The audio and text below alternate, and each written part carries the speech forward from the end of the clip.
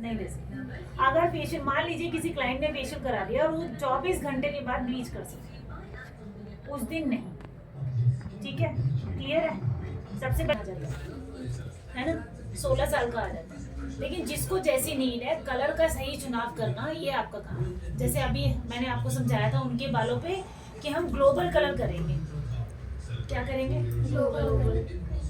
Global permanent solution है। कोशिश ये करो कि अपने क्लाइंट का भला होना चाहिए। उसको तुम ऐसे मत डालो कि वो वाइट ही हो जाए पूरा। आप उसको ऐसे डालो कि कम से कम वो कंफर्टेबल तो रहे, समझे तो किसी भी चीज को कि आपने कुछ किया है तो वो सही किया है। आपके पास क्यों आएगा वो? सही करोगे तभी आएगा ना, नहीं तो नहीं आएगा, है ना? और बताइए। फोर्थ, हम कैसे पता लगाएंगे कि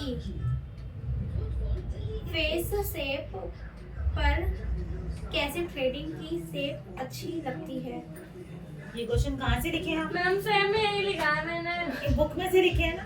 नो मैम, बुक में तो मैम हमने खोला तक नहीं है, कुछ नहीं। मैम बुक में है ही नहीं क्वेश्चन ऐसे। मैम ऐसे क्वेश्चन नहीं है। तो मेरे जैसे आपका क्वेश्चन ये है कि हम कैसे पता लगाएंगे कि किस फेस पे कैसी थ्रेडिंग अच्छी लगती है। थ्रेडिंग फेस के हिसाब से नहीं, थ्रेडिंग बोन्स के हिसाब से बनता है, आई बोन के हिसाब से। अभी समझा दिया मैंने आपको। आई बोन जिसकी जैसी है। देखो कई लोग कहते हैं ना कि अब जैसे वो बोले कि मेरी गोल बना दो। जानवी ने कहा कि दीदी मेरी मैम आप मेरी आईब्रोज गोल बना दीजिए, नहीं बन सकती क्योंकि उसकी आई बोन ही एंगल शेप में है। आपका आई बोन एंगल शेप में है, आपका भी एंगल शेप में है, आपका भी एंगल शेप में है, आपका भी एंगल है। आपका तो टचवुड आईब्रोज बना बनाया बिल्कुल, आपको तो मेहनत ही नहीं करनी है, थोड़ी बहुत भी। आपका भी एंगल शेप निकलेगा जब भी निकलेगा, लेकिन आपको ऑलिव ऑयल लगाने की जरूरत है। हमारा एंगल शेप है। थ्रेडिंग के भी कोई नुकसान होता है? थ्रेडिंग का कोई नुकसान नहीं है, बस आप उल्टी सीधे बच्चों से करवा लोगे, बिना सीखे हुए बच्चों से करवा लोगे, बिना सीखी हुई किसी पार्लर वाली से करा लोगे, सलून वाली से करा लोगे तो आपकी आईसाइट वीक हो जाएगी, क्योंकि थ्रेड चलाने के ऊपर डिपेंड करता है। जब हम वैक्स करते हैं तो क्लाइंट के दाने हो जाते हैं, तो क्या हमें वैक्स करनी चाहिए? ये क्वेश्चन ऐसे होना चाहिए कि वैक्स करने के बाद अगर क्लाइंट के दाने हो रहे हैं तो क्या हमें वैक्स करनी चाहिए? मतलब आप ऐसा जरूर किसी और का क्वेश्चन चुरा के बोल रहे हो, ऐसा नहीं। मैम इसी टाइम में थोड़ा सा सेम क्वेश्चन वही हो रहा है। तुम नकल करते हो उसमें। मैम सेम हमारे क्वेश्चन ना वही बात है कि नहीं जैसे होती है ऐसा किसी से, फोन भी नहीं है, फोन भी खराब है।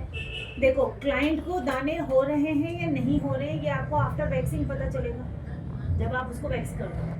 कभी भी क्लाइंट को दाने नहीं होंगे अगर आप सही डायरेक्शन में वैक्स करोगे, सही तरीके से पट्टी को खींचोगे, सही टेम्परेचर पे वैक्स लगाओ। दाने होते हैं लूज खींचने से, उल्टी डायरेक्शन में खींचने से, हल्का हाथ चलाने से, प्रैक्टिस ना होने से।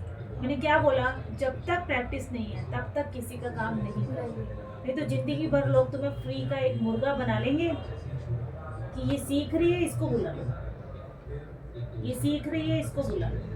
समझ रहे हैं आप लोग, है ना? अब पूछिए क्या पूछिए।